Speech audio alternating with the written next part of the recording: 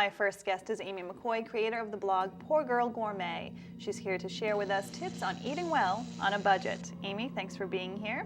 My pleasure. People at home are probably like, Amy McCoy, Seth McCoy. It's true, we're sisters. It is. But you started this blog, Girl Gourmet, because you didn't want to have to sacrifice on good food just because the economy is bad and people are, struggling to kind of put together meals at home. So what are some of the things you've learned since starting the blog? Well, some of the things that I've learned from starting the blog are you really can reduce your food spending dramatically. I was telling my sister that we used to spend, there are two of us in my family, and we used to spend between $170 and $190 a week. And that would include all of our meals. That's breakfast, lunch, and dinner, because we were always brown baggers, if you would. But now I've reduced it down to between $80 and $100 a week. Wow. And we are still eating well. We just are very conservative about the way that we shop. And some of the tips that I can share are, the very first one, which may seem very obvious, is you need to cook at home. If you don't cook at home, it's going to be very difficult to save money. And an example I can give is last night we had shrimp with linguine, broccoli, and a garlic lemon sauce. That cost $6.68 for two people. Now you can't go to a restaurant and get shrimp with broccoli and linguine and sauce, blah, blah, blah, for $6.68. No, that's basically two salads. Absolutely. And dinner, appetizer salads. Absolutely. And the other night we had a pancetta and peas dish, and that was $4.48 for the two of us. So you can see that if you're making things at home, you obviously are able to reduce your spending. These are sort of remarkable, but I'm shopping on sales as well, and I think that's an important thing to know. You do want to watch those sale flyers. I brought some with me. You have all of these that you get in your mailbox. Roach Brothers. The Roach Brothers, absolutely. And if you go online, you can also check out what they're selling that week. And some of these stores also have links to coupons. You do want to use coupons, but only for the things that you know you're going to use. A lot of us get tempted into, oh, well, that seems like a great deal. I think I'll get it. But if you don't use it, it's not worth it. You're actually wasting your money. Right. My husband and I shop for produce that's in season. Makes a big difference. Just look at strawberries. Right.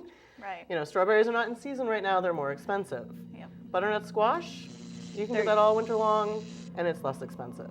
So plan your meals around those sorts of seasonal vegetables. In the summertime, fantastic. We have a boon of tomatoes. Right. And you can have tomatoes all you want. Well, and you can go and not just go to the grocery stores, but you can go to the farmers markets or farm stands at the side of the road. This is an important point that I wanted to make as well. When you go to a farmer's market, you're doing well for the environment as well, because you're helping support a local business. You're not having things trucked in across the country or flown in from South America, let's say, and the prices are going to reflect that.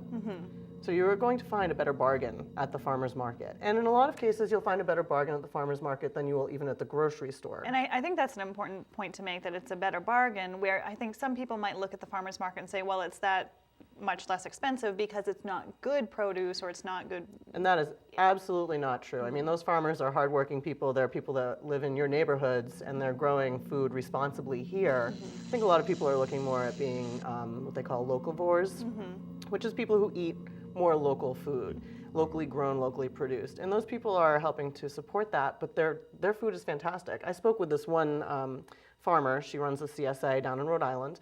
And she said she can't even buy produce at the grocery store anymore because it's not anywhere near as good as what she can produce herself.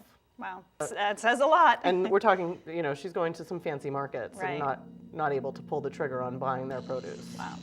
So that says something.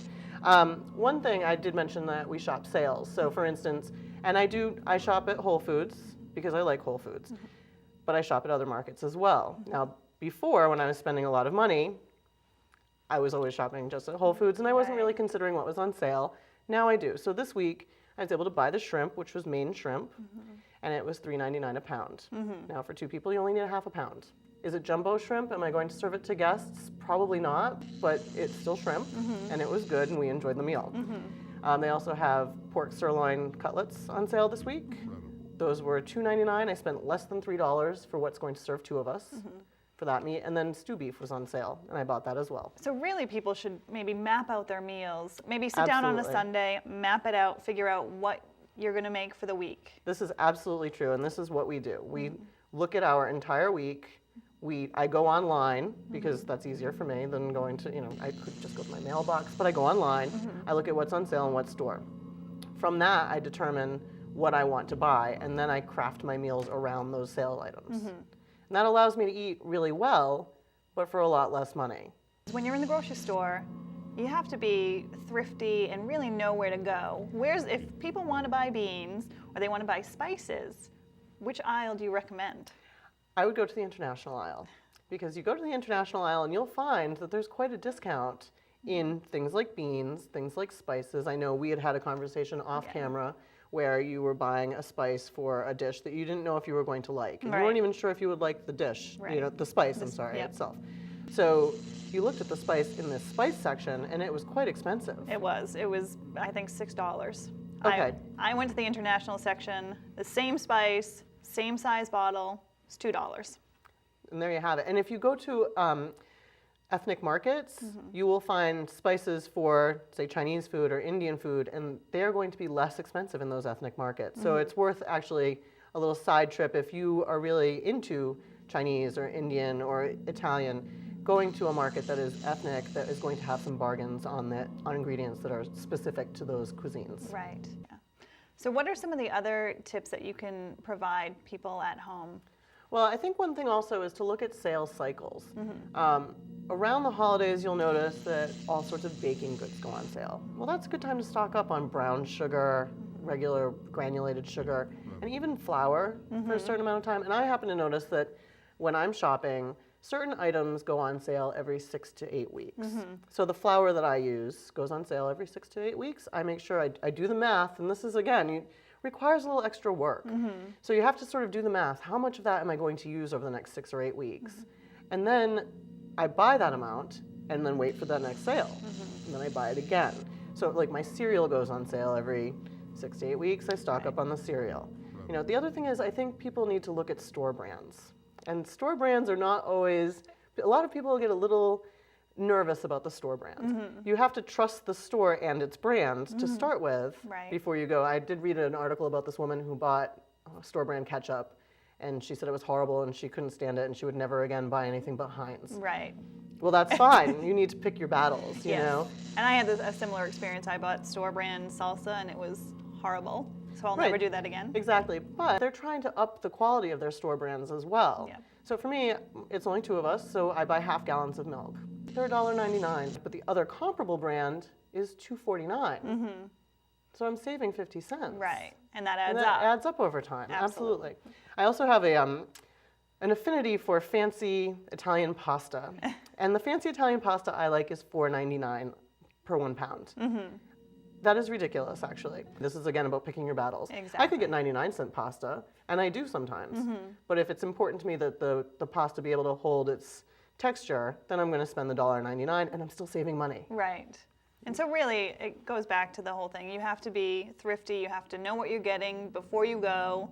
Yes. Just being smart about it, following the sales, and know what's out there. Absolutely, and I do, I really do not waver at all from my shopping list. I do want to mention before we close that for Needham residents 16 over, there's an opportunity to get vouchers to go shopping, food shopping. Absolutely.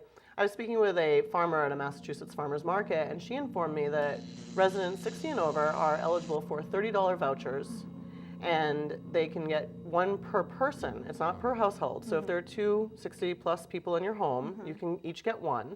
And you can use them at farmers markets in addition to regular markets. You can call the Council on Aging. They have applications there to find out if you're eligible. And also another thing to note is that if you are on food stamps, you can use those at farmers markets as well. Amy, I want to thank you for being here today and explaining to us how people can eat well, but on a budget.